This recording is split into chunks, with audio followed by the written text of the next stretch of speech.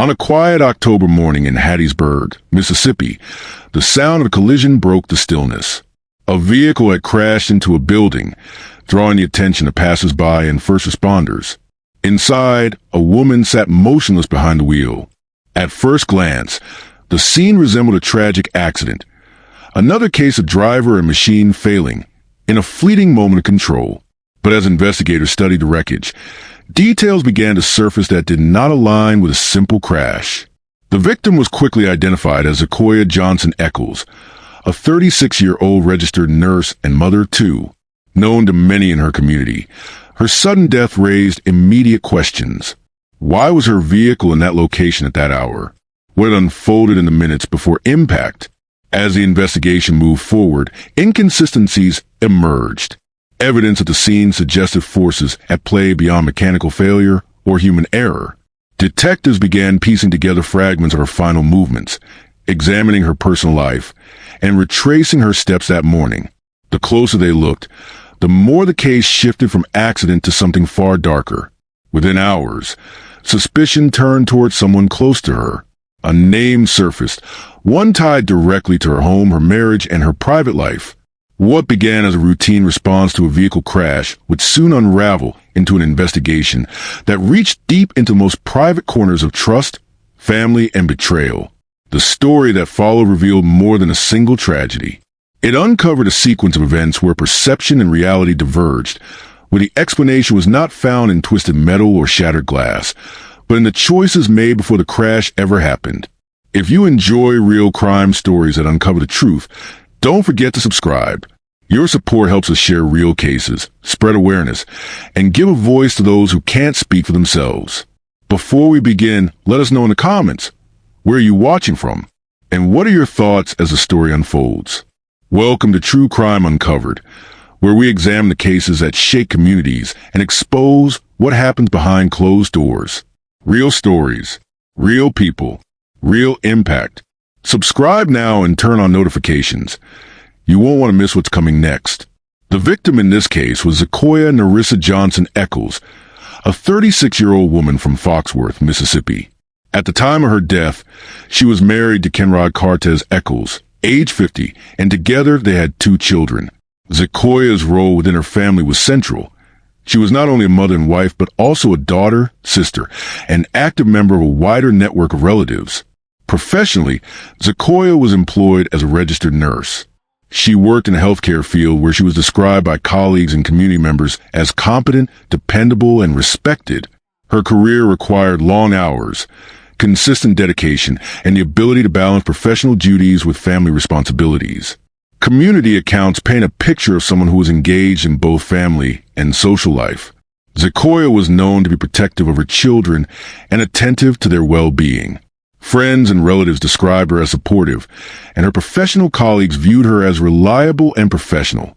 Her reputation was one of stability, responsibility, and family orientation. Zakoya's marriage to Kenrod Cartez Eccles had lasted for several years. Within their community, they were regarded as a married couple managing family life and professional responsibilities. On the surface, the family appeared functional, with both spouses maintaining roles within their household and raising their children together. However, reports suggest that there may have been underlying strain in the marriage. Accounts from associates and family members indicated that jealousy and conflict were present at times. While not always visible publicly, certain tensions had reportedly surfaced in private, creating an atmosphere of instability. Kenrod, older than Zakoya by more than a decade, was a known figure in Columbia, Mississippi, where they resided. Relatives on both sides were involved in the couple's lives, and the family ties extended into the surrounding community. Despite these connections, the private matters of their marriage remained largely unspoken until the events of late October 2024 brought them to public attention. On the morning of October 26, 2024, Zakoya's final hours began like any other, though specific details of her activities remained partly unknown. At some point that morning, she was in Hattiesburg, Mississippi, a city located northeast of her hometown. The reason for her presence there has not been publicly clarified in detail, but it placed her away from her residence in Columbia. At approximately mid-morning, Reports indicate that her vehicle collided with a building in Hattiesburg. Witnesses and first responders arrived quickly, noting a vehicle that had left the roadway and come to rest against a structure. Emergency personnel on the scene found Sequoia in the driver's seat, unresponsive. Initial observations suggested that the incident might have been a traffic accident. Standard procedures were followed, including attempts to render aid and secure the area. The crash presented as a single vehicle collision, with no other cars reported to be directly involved. News outlets and initial police statements reflected this first interpretation, framing the occurrence as a traffic accident under investigation. Closer examination of the scene revealed additional details.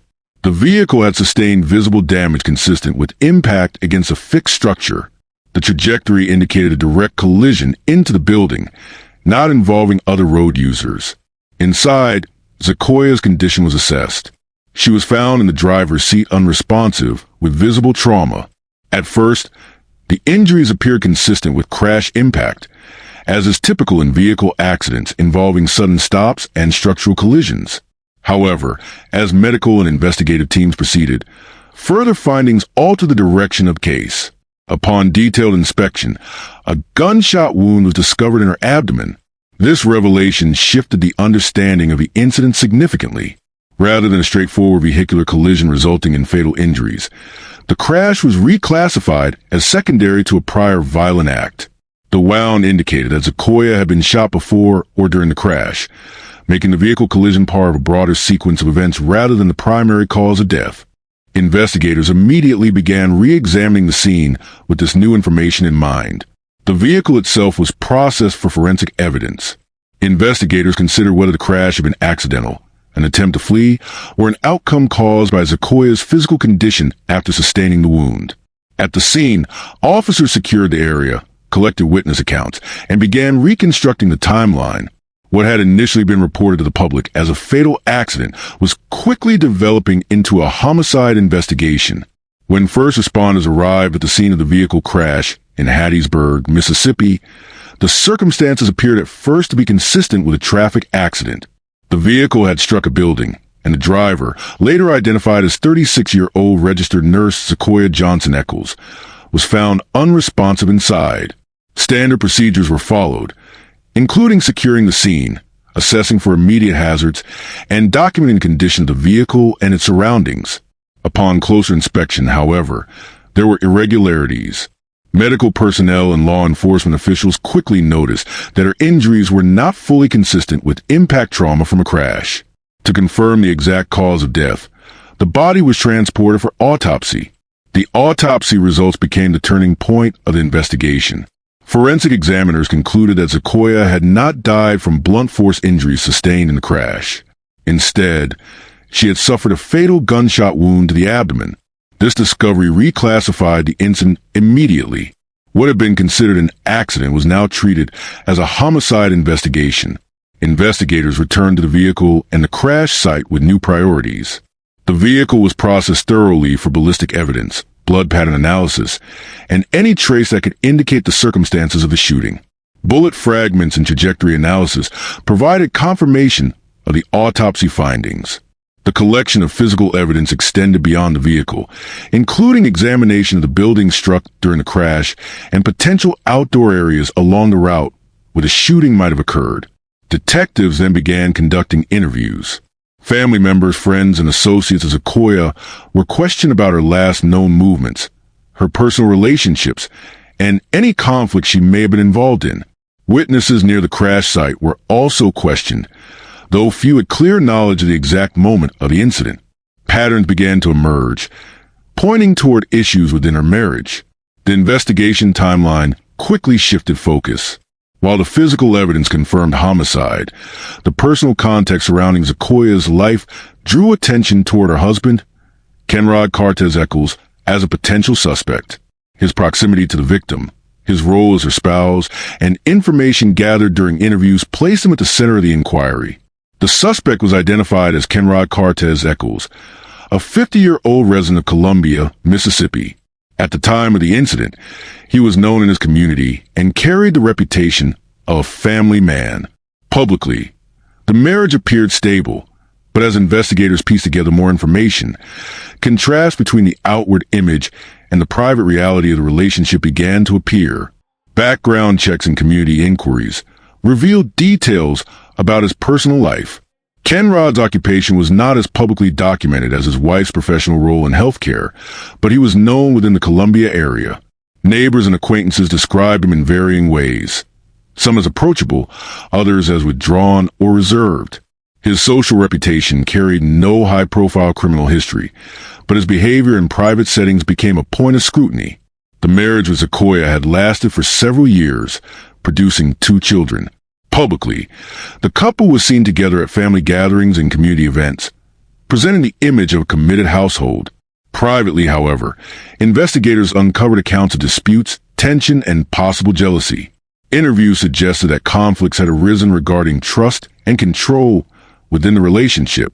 While no prior police records of domestic violence were highlighted at that stage, the theme of marital strain was consistent across several testimonies. From a psychological perspective, investigators began to construct a profile. Jealousy and suspicion were considered potential driving factors. Control dynamics within the marriage raised questions about whether Kenrod had acted out of impulse following a confrontation. Though a clear motive had not been established, patterns of jealousy and conflict formed a critical part of the developing case theory. As law enforcement continued piecing together the timeline, an unexpected development occurred. Shortly after the incident, Kenrod reportedly contacted authorities directly. During this communication, he admitted to his involvement in the shooting.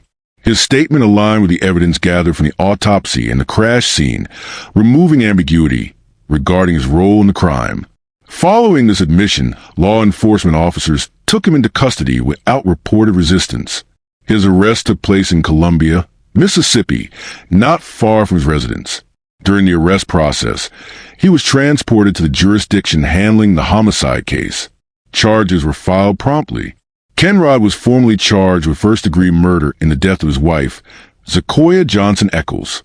In addition to the murder charge, prosecutors filed counts of tamper with evidence and malicious mischief, stemming from actions linked to the aftermath of the shooting and the circumstances of the vehicle crash. These additional charges reflected an effort to present a complete account of the alleged criminal conduct beyond the act of homicide alone. The legal process began with Kenrod's initial court appearance. During this stage, the charges were read publicly and bond status was considered. The seriousness of the charges, particularly first-degree murder, meant that bond was either set at a high threshold or denied altogether, consistent with legal standards for violent offenses in Mississippi. The defense strategy began forming in response to the prosecution's evidence. Defense claims centered on questioning intent, potential provocation, or other mitigating circumstances. However, the prosecution built its case around 3 central pillars: the autopsy proving death by gunshot wound, the forensic evidence collected from a vehicle and scene, and the defendant's own admission of involvement. Ballistic evidence, including bullet fragments and trajectory findings, linked directly to the manner of death. Forensic testing confirmed consistency between the autopsy's findings and the physical evidence recovered. The confession, though potentially subject to defense challenges regarding voluntariness, stood as a critical piece of the case. The prosecution emphasized the sequence of events as intentional and premeditated, aligning with the standards required for a first-degree murder. The defense sought to explore whether the act was impulsive rather than planned, possibly aiming for a lesser charge.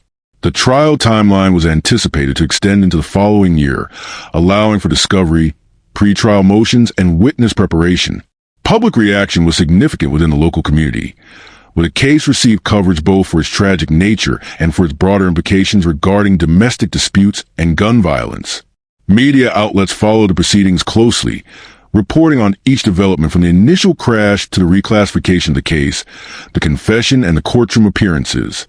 As of the latest updates, the case remained in the pretrial phase, with further hearings scheduled to determine admissibility of evidence, final trial dates, and jury selection processes. The outcome awaited would determine not only Kenrod Cortez Eccles' legal fate, but also provide resolution to a case that began with the appearance of a simple crash and unfolded into a complex investigation of marriage, violence, and accountability. In the early hours following the crash on October 26, 2024, local outlets reported the case as a traffic incident. Initial coverage described the event as a vehicle striking a building, with authorities confirming the death of the driver. At that stage, headlines referred to the matter as an accident, with few details beyond the identity of the victim. Once it was confirmed as 36-year-old Zakoya Johnson Eccles, a registered nurse from Foxworth, Mississippi.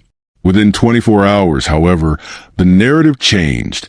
As the investigation unfolded and a gunshot wound was discovered, local newspapers and television broadcasts quickly shifted their framing from accident to homicide.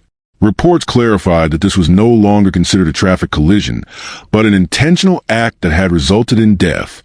The development drew immediate attention, not only because of the shift in classification, but also because of the suspect's connection to the victim. The suspect, her husband, Kenrod Cortez Eccles, was charged with first-degree murder, tampering with evidence, and malicious mischief. Community reaction was swift. Friends and co-workers expressed shock over the case, often citing her role as a healthcare worker and her presence as a mother of two. Neighbors described the news as unexpected, pointing out the ordinary image the family projected in public. These testimonies were widely circulated through local media, shaping perception of the case as one that struck close to home for many residents in Hattiesburg and Foxworth. Online, tributes began to appear almost immediately. The gun violence memorial featured her profile, marking her as one of many lives lost to firearm-related violence. Obituary platforms, including article bits, published funeral announcements, providing details about upcoming services and allowing friends, family, and community members to post condolences. Social media carried hashtags and remembrance posts, further extending coverage beyond traditional outlets.